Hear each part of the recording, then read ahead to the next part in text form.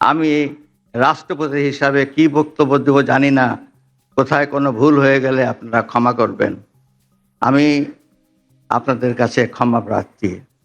সত্য কথা বলতে আমি তখন আপনাদের কাছে স্বীকার করি আমি ইনফেরিটি কমপ্লেক্সে ভুগতেছিলাম। আজকের এই অনুষ্ঠানে বলতে গেলে প্রথমেই বলতে হয় যে আমি আসলে একেবারেই বিব্রতকর অবস্থায় ছিলাম। সত্য কথা বলতে সম্মানিত প্রধান বিচারপতি, ওনার সঙ্গে তো দীর্ঘদিন পূর্বে থেকে পরিচয়। উনি যখন মাঝে মাঝে এই কিছুদিন বঙ্গভবনে গেছেন, দেখা হয়েছে, আমাকে কয়েকবার উনি বললেন যে আপনাকে বাংলাদেশ সুপ্রিম কোর্ট দিবস 2023 18 তারিখে আপনাকে আমরা চাই। আমি অত্যন্ত বিনম্রভাবে বলেছি দেখি, দেখা যাক। উনি বললেন না, আপনাকে চাই। আরেকবার দেখা হলো, আমি বললাম যে আচ্ছা ঠিক আছে, চেষ্টা করব। আসলে কি মন চাচ্ছিল না। মন চাচ্ছিল না এই কারণে যে আমি তো রাষ্ট্রপতি ঠিকই, কিন্তু দুদিন আগেই তো আমি এই সুপ্রিম কোর্টের এই বারান্দায় দৌড়াদৌড়ি করেছি গাউন হাতে করে একজন আইনজীবী হিসাবে। আবার সেখানে আমি যাব রাষ্ট্রপতি হিসাবে, এই দিবসে আমি প্রধান অতিথি হয়ে। সত্য কথা বলতে কি একটা ইনফেরিয়রিটি কমপ্লেক্স মনের মধ্যে জাগছিল। কিন্তু কদিন আগেরই তো কথা। আমার যেখানে অস্তিত্ব এইরকম, সেই জ্ঞানী গুণীদের সমাগম যেখানে হবে, যাদের চেম্বারে আমি দৌড়িয়েছি কেস নিয়ে, এখানে উপস্থিত আছেন ব্যারিস্টার আমিরুল ইসলাম সাহেব, তার কাছে দৌড়িয়েছে তার চেম্বারে এই মামলাটি কেমন করে নেব, কি বলবো কোর্টে, একটু আমাকে বলে দেন না। যখন আইনজীবী ছিলেন জনাব শামসুল চৌধুরী মানিক সাহেব, ওনার চেম্বারে দৌড়িয়েছি। রকনুদ্দিন মাহমুদ সাহেবের চেম্বারে গেছি। অনেকের চেম্বারে চেম্বারে দৌড়ে বেড়াই মামলা হাতে করে নিয়ে, যে এই মামলা কিভাবে আদালতে উপস্থাপন করব। 27 বছর তো আইনজীবীদের বক্তব্য শুনেছি, আর এখন আমি নিজেই সুপ্রিম হাইকোর্টের বিভাগের আইনজীবী হিসাবে আমাকেই কোর্টে যায় ইয়োর অনার মে লর্ড বলে চাইতে হবে।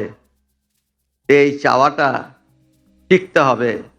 এই শিখলাম কদিন, আর সেখানেই যাব আমি প্রধান অতিথি হিসাবে অ্যাজ প্রেসিডেন্ট।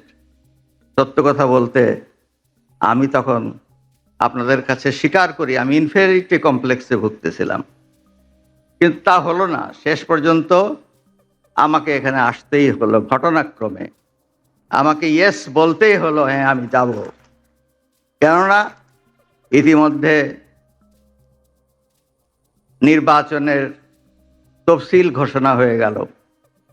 নির্বাচনের তফসিল ঘোষণা হওয়ার পরে মাননীয় প্রধানমন্ত্রীর তার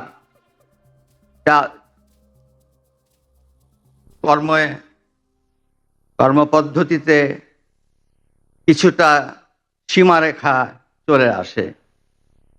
আমি ভেবেছিলাম যে গতবার যখন মাননীয় প্রধানমন্ত্রী এখানে বিশেষ অতিথি হিসাবে এসেছিলেন, প্রধান অতিথি হিসাবে এসেছিলেন, এবার তিনিই আসবেন শেষ পর্যন্ত। আমি না বলতে বলতে হয়তো মাননীয় প্রধান বিচারপতি তাকে অনুরোধ করবেন, তিনি আসবেন। কিন্তু রাজনৈতিক সীমাবদ্ধতার কারণে তিনি আসতে পারেন নাই, বা তার আসার মতো সুযোগ ছিল না। শেষ পর্যন্ত এটা আমার ঘাড়েই এসে পড়লো।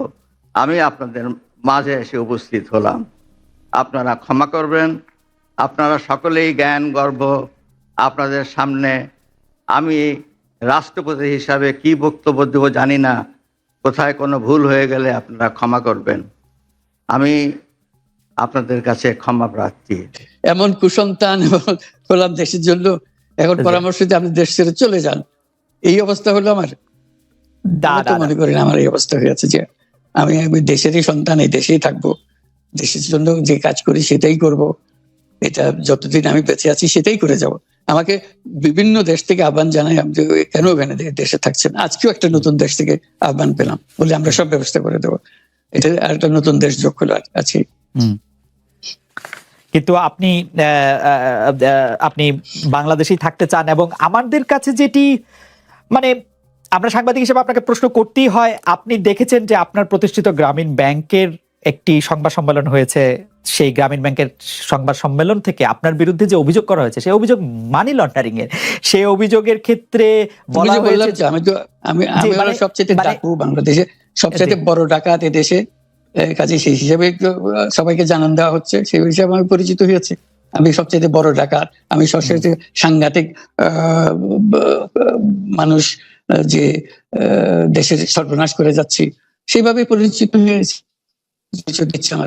আপনি আমাদের একটু বলবেন যে আপনি বাংলাদেশের জন্য বা আপনার পরবর্তী লক্ষ্যগুলি কি সারা পৃথিবীর জন্য? আপনি তো শুধু বাংলাদেশ নিয়ে ভাবেন না, যে আপনি আসলে কি করতে চান বা কেমন দুনিয়া চান বা কেমন বাংলাদেশ চান, সেটা আপনার কি লক্ষ্য এই মুহূর্তে? ওই যে বললাম যে এটাই হলো আমাদের স্বপ্নের বীজতলা, যেগুলো আমাদের স্বপ্নগুলো একটা দাসে একটা নতুন আইডিয়া আসে, সেটা একটা বীজতলা। এটা আমরা ট্রাই করে দেখি, একটা ছোট আকারে করি, এটা সফল হলে একটু বড় আকারে করি, এটা বাংলাদেশি করে। একবার সফল হলে সারা দুনিয়া এটা লুফে নেয় দেওয়ার জন্য, সারা দুনিয়ার লোক এখানে আসে, আমাদের লোককে নিয়ে যায়, সেভাবে কাজকর্ম করছি। এটা আমরা একটা থাকছি বাংলাদেশে, করছি বাংলাদেশে, কিন্তু সারা দুনিয়ার লক্ষ্য আমাদের দিকে, আমরা কি করছি, কি চিন্তা করছি, কিভাবে এগুলো পরিচালনা করছি।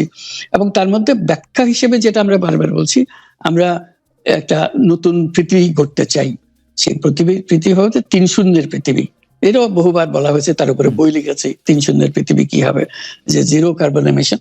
যেহেতু পৃথিবী ধ্বংস হয়ে যাবে এই গ্লোবাল ওয়ার্মিং এর কারণে, একে রক্ষা করতে হলে আমাদের জিরো কার্বন এমিশন অ্যাচিভ করতে হবে। কাজে এটা এমন বিশ্ব আমাদের গড়তে হবে যেটা জিরো কার্বন এমিশনের বিশ্ব হবে। Zero wealth concentration.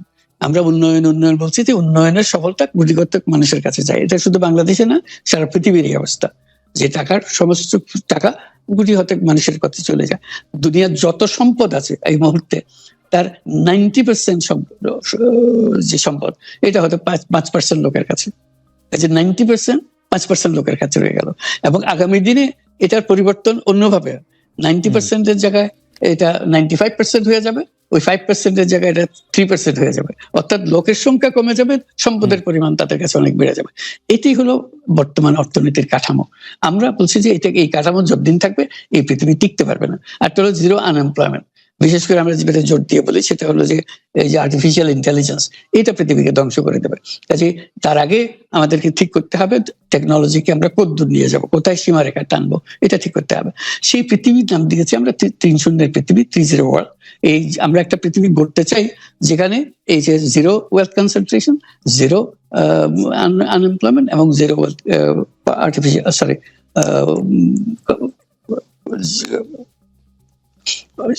Global warming zero হবে। এটাই এই 3টে জিরোর মধ্যে আমরা থাকবো। তো সেটা বিভিন্ন দেশে এটা পর্যালোচনা বৈঠক হচ্ছে, বিভিন্ন বিশ্ববিদ্যালয়ে সেটা নিয়ে আলোচনা হচ্ছে, আমাদেরকে আমন্ত্রণ জানাচ্ছে, আমরা সেগুলো বিশ্বকে বোঝানোর চেষ্টা করছি। এটার বড় নিয়ামক হবে সোশ্যাল বিজনেস। এই সোশ্যাল বিজনেসের মাধ্যমে এগুলো করা যাবে। সোশ্যাল বিজনেস সঙ্গে আসছে সোশ্যাল বিজনেস, এবং কত জায়গা থেকে কত ভিন্নভাবে এগুলো প্রসার করা হবে সেটা আমাদের উপর আমাদের দায়িত্ব হয়। আমরা এগুলো ব্যাখ্যা করি, আমাদেরকে বিভিন্ন বিশ্ববিদ্যালয়ের মারফতে হয়। 107টা বিশ্ববিদ্যালয়ের এখন সোশ্যাল বিজনেস সেন্টার আছে। এটার নাম সাধারণত ইউনুস সোশ্যাল বিজনেস সেন্টার নামে পরিচিত হয়। নিত্য নতুন বিশ্ববিদ্যালয়ের সঙ্গে যুক্ত হচ্ছে। সর্বশেষ যেটা কিছুদিন আগে আমরা পত্রিকায় দিয়েছিলাম, যে finance university of Russia, finance university Moscow, তারা বলছে যে আমরা এখানে ইউনুস সোশ্যাল বিজনেস সেন্টার করব, এবং আপনাকে একটা দায়িত্ব দেব, একটা ইন্টারন্যাশনাল অ্যাডভাইজারি কমিটি আমাদেরকে বানিয়ে দেবেন, এবং আপনি সারাক্ষণ এটা তদারকি করবেন। সেটা এই সপ্তাহের মধ্যে আরেকটা বৈঠক হবে, তাদের সঙ্গে জুম মিটিং হবে, যে তারা অগ্রসর হচ্ছে। অর্থাৎ এটার গতি শুধু সীমাবদ্ধ কোনো বিশেষ ধরনের কাজে না। চায়না এটার একটা অগ্রগামী দেশ, যেটাতে সোশ্যাল বিজনেস নিয়ে তারা বহু পরিমাণ মনোযোগ দিচ্ছে। কাজে এইটা দুনিয়ার ডানে বাঁয়ে উত্তর দক্ষিণে সবার কাছে আছে। কাজে সেটাকে আমরাকে তুলে ধরছি। এটার আমাদের বড় বক্তব্যটা হলো যে বর্তমান যে কাঠামোর উপরে বিশ্ব পরিচালনা হচ্ছে, সেই কাঠামো, সেই বিশ্ব এটা আত্মঘাতী একটা বিশ্ব। এটা নিজেকে বিলুপ্ত করা ছাড়া এটার কোনো গতি নেই যে পদ্ধতি আমরা এগোচ্ছি। কাজে এই বিলুপ্ত হওয়ার আগে যদি আমরা নতুন কাঠামো করতে পারি, নতুন সভ্যতা গড়ে তোলা, এই নতুন সভ্যতা গড়ে তোলার জন্য এই সমস্ত আয়োজন হচ্ছে। সেই কারণেই এই পৃথিবীর এত ইন্টারেস্ট দেখছেন, যে আলোচনা দেখছেন, যে তারাও অনুভব করে যে এটার একটা রাস্তা বের করতে হবে। আমরা একটা রাস্তা বের করেছি, এটা তাদের কাছে সম্পূর্ণ মনে হচ্ছে নাকি আরো এডিশন দরকার হবে, কিন্তু তারা এটার মধ্যে জড়িত হতে চায়, তারা করছে। তার সঙ্গে আমরা 3-0 ক্লাব, আমরা বলছি যে এটা শুধু মুখে কথা বললে হবে না, এটা কার্যে পরিণত করতে হবে। পাঁচজন সদস্য নিয়ে ইয়ুথদের মধ্যে প্রচার করার, যুবকদের মধ্যে প্রচার করার জন্য, 12 বছর বয়স থেকে 35 বছর বয়স পর্যন্ত এই বয়সের মধ্যে এই যে 5 জন মিলে একটা ক্লাব করবে, 3-0 ক্লাব। তাদের অঙ্গীকার হবে, আমি ব্যক্তিগতভাবে কার্বন এমিশন 0 করব, আমি ব্যক্তিগতভাবে ওয়েলথ কনসেন্ট্রেশনকে বন্ধ করব, আমি ব্যক্তিগতভাবে আনএমপ্লয়মেন্টকে বন্ধ করব। এটা ব্যক্তিগত, আমি এমন কিছু কাজ করব না যাতে এগুলো প্রসারিত হওয়ার সুযোগ পায়। কাজে 5 জনে প্রত্যেকে এটা যখন সফল করবে, তাদেরকে বলা হবে 30%। এই 5 জন যদি 30% হতে পারে এবং আরো ক্লাব যদি 30% সৃষ্টি করতে পারে, আমাদের বক্তব্য হলো তাহলে আমরা 30 বিশ্ব গড়তে পারবো। কারণ পুরো জিনিসটা সৃষ্টি করছি আমরা নিজেরাই ব্যক্তিগতভাবে। এই যে ওয়েস্ট, প্রচুর ওয়েস্ট, আমরা বর্জ্য, এই বর্জ্যতেই আমরা শেষ হয়ে যাব। কাজে আমি বর্জ্যের আমি যদি 30 ক্লাব করি, প্রথম কাজ হলো আমি যে জিনিস আমার দরকার নেই